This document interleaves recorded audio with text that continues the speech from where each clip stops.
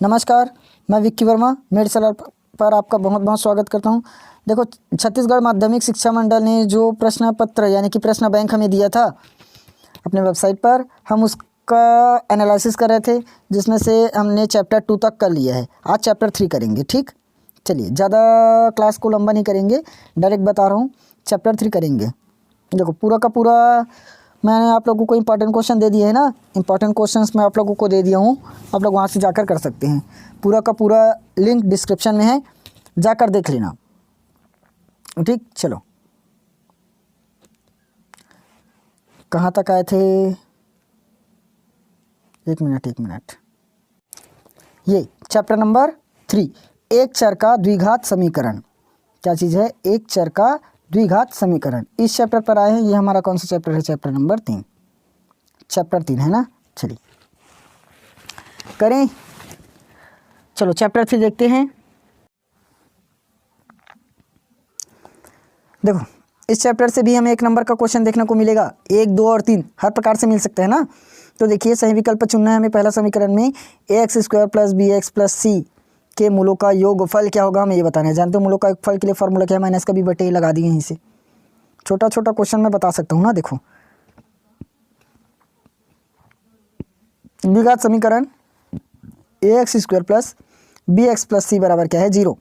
bx + c बराबर क्या है? 0। हमें इसके मूल के लिए क्या निकालना है? सूत्र निकालना है।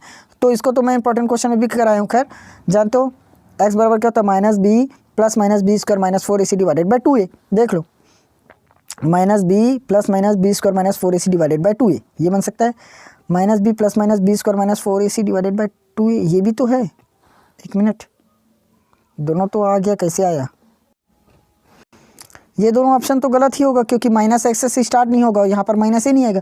लेकिन यहाँ पर दोनों में तो -b √b² - 4ac / 2a है। ये भी -b + -b² - 4ac / 2 है। दोनों में तो मुझे कोई भी अंतर नहीं नज़र आ रहा है। देख लेना, मैं थोड़ा सा अधिक कंफ्यूज हो रहा हूँ तो, लेकिन मुझे तो दोनों एकदम सेम लग रहा है भाई। दोनों तो एकदम सेम लग रहा है, तो दोनों ही हो सकते हैं ना। आप लोग कोई भी ऑप्शन को क्लिक करो, सही होगा।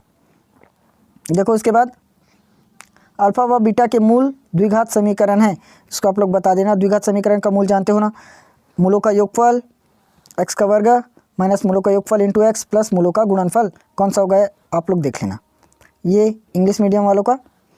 फिर इसके बाद चौथा क्वेश्चन है 3x² + 2x + 7 मूलों का गुणनफल। मूलों का गुणनफल c/a होता है, जानते हो।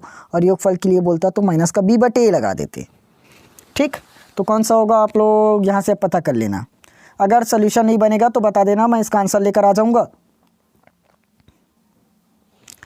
वर्ग समीकरण x² - 4x + 2 = 0 है, तो विभेदक ज्ञात करना है। कर लोगे। उसके बाद देखो, रिक्त स्थान की पूर्ति कीजिए है। वर्ग समीकरण के अधिकतम मूलों की संख्या खाली स्थान होती है, मैं करा दिया हूँ। द्विघात समीकरण में चर की अधिकतम राशि खाली स्थान होती है, मतलब चर राशि की अधिकतम घात खाली स्थान होगी। अब देखो, d छोटी है तो द्विघात समीकरण का मूल की प्रकृति कैसे होगी, ये बताना है। फिर उसके बाद यहाँ पर मैं आंसर्स को नहीं करा रहा हूँ ना, आंसर्स कराऊंगा तो बहुत ज़्यादा लेट हो जाएगा। डायरेक्ट हम लोग क्वेश्चंस बस को करेंगे। द्विघात समीकरण ax² + bx + c = 0 के विभेदक ज्ञात करना है। यह विविक्त कर लिख दिया है, गलत है। यह विविक्त कर है ना, गलती से प्रिंट मिस्टेक हो गया होगा। वर्ग समीकरण 2x² - 4x + 3 = 0 है, तो हमें इस बार भी मूलों का योगफल बताना है। डायरेक्ट लगा दोगे माइनस का b/a। चलिए अगला क्वेश्चन पर आते हैं। देखो, यहाँ से सत्य असत्य का भी क्वेश्चन बनाया हुआ है। वर्ग समीकरण ax² + bx + c बराबर क्या है? 0। विभेदक d = b² - 4ac, ये है, बताना है सत्य की असत्य। वर्ग समीकरण का विभेदक मान 0 हो तो मूल वास्तविक एवं समान होते हैं, ये सत्य है या असत्य, ये बताना है। उसके बाद देखो, वर्ग समीकरण के अधिकतम 2 मूल होते हैं। वर्ग समीकरण के अधिकतम 2 मूल होते हैं, बताइए सत्य या असत्य।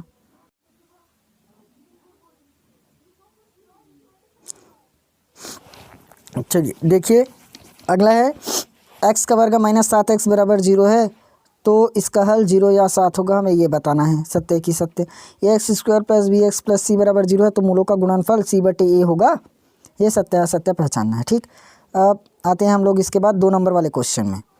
2 नंबर वाला क्वेश्चन देखो, चलिए 2 नंबर वाला क्वेश्चन करते हैं। देखो के किस मान के लिए समीकरण के x square plus 4x plus 1 बराबर 0 के मूल वास्तविक एवं बराबर होंगे, ये बताना है। वर्ग समीकरण बनाना है जिसका मूल क्या है 7 और 4 है, वर्ग समीकरण बनाकर दिखाना है।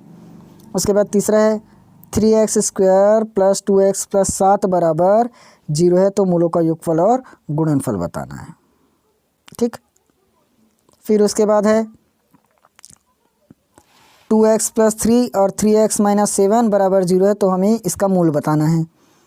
5वां क्वेश्चन है द्विघात समीकरण x square plus 16x plus 64 बराबर 0 है, तो इसका विभेदक बताना है। ये 2 नंबर का क्वेश्चन है पूरा। देखो और 2 नंबर का क्वेश्चन और है द्विघात समीकरण x square minus 4x plus 4 बराबर 0 है, तो इसके मूलों की प्रकृति बतानी है। फिर अगला है द्विघात समीकरण 9x square minus 7x minus 2 बराबर 0 है, तो इसको सूत्र विधि से हल करना है। सूत्र विधि जानते हो, जो अभी ऊपर में बनाए थे वही सूत्र विधि है, जो गलत दिया था एक बोल रहे थे ना, वही वाला। द्विघात समीकरण बनाइए जिनके मूल का योगफल 5 और गुणनफल 6 है। चौथा द्विघात समीकरण 3x square minus 11x plus 10 बराबर 0 है, हमें इसको गुणनखंडन विधि से सॉल्व करना है।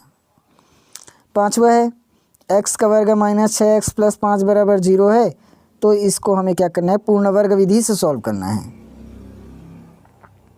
6वां क्वेश्चन देख लो।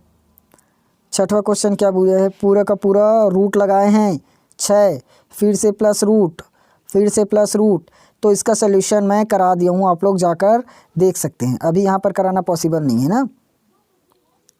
फिर उसके बाद देखो 7वां क्वेश्चन आप लोगों का ये आ जाएगा द्विघात समीकरण बनाइए जिनके मूल 6 प्लस √5 है और 6 माइनस √5 है। ठीक, अब आ जाते हैं सीधा लॉन्ग क्वेश्चंस पर 6 नंबर वाले में। देखो 6 नंबर वाला क्वेश्चन क्या बनेगा। यदि एक संख्या और उनके व्युत्क्रमों का योग 2 सही 1/30 है, तो हमें क्या ज्ञात करना है संख्याएं। हमें क्या निकालना है, संख्या निकालनी है। 2 क्रमागत प्राकृत संख्याओं के वर्गों का योग 85 है, तो हमें संख्याएं पता करनी है। उसके बाद देखो ऐसे क्वेश्चन बहुत इंपॉर्टेंट क्वेश्चन होते हैं ना। प्रश्न 3 वाला देखो, एक व्यक्ति की वर्तमान आयु उसके पुत्र की वर्तमान आयु के वर्ग के बराबर है। यदि 1 वर्ष पहले उस व्यक्ति की आयु उसके पुत्र की आयु की 8 गुनी थी, तो दोनों की हमें क्या बतानी है वर्तमान आयु। दोनों की क्या बताएंगे वर्तमान आयु। ठीक, आप लोग कीजिएगा। उसके बाद ये आ जाएगा आप लोगों का प्रश्न नंबर 4। ये प्रश्न नंबर 4 देखिए, प्रश्न 4 को एक आयताकार खेत का परिमाप 82 मीटर है, क्षेत्रफल 400 वर्ग मीटर है, खेत की लंबाई और चौड़ाई निकालना है। बस एकदम इजी क्वेश्चन निकल जाएगा। 5वां क्वेश्चन आप लोगों के लिए आया है। देखो, मेरी 5 वर्ष पूर्व की आयु तथा 8 वर्ष पूर्व की आयु का गुणनफल क्या है 40। 5 वर्ष पूर्व की आयु का गुणनफल 5 वर्ष पूर्व और 8 वर्ष पूर्व आयु का गुणनफल क्या है 40, तो मेरी वर्तमान आयु ज्ञात कीजिए बोल रहा है।